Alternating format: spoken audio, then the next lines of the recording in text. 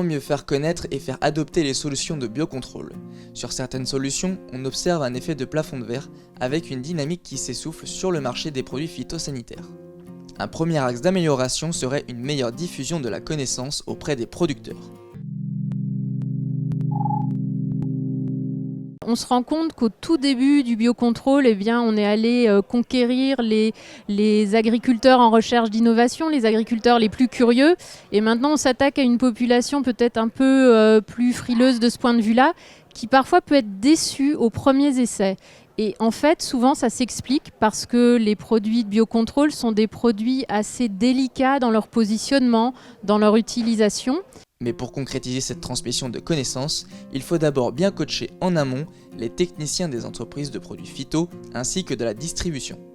Oui, sur le plan technique, sur la formation des techniciens, il y a un vrai enjeu. Il faut vraiment qu'on puisse développer la compétence technique des TC, des personnes, des technicos, de nos firmes, des distributeurs qui puissent vraiment aller former sur le terrain les agriculteurs à l'utilisation du biocontrôle. Un second axe de développement a trait directement à la recherche et développement. Le second défi, ce serait de pouvoir aller vers d'autres cultures, notamment les grandes cultures. On sait qu'aujourd'hui, les produits de biocontrôle sont bien déployés en VAM, vignes, arbaux, maraîchage. Maintenant, il faut qu'on puisse s'attaquer, entre guillemets, aux grandes cultures. Et ça va passer par un coup d'accélérateur sur la recherche et l'innovation.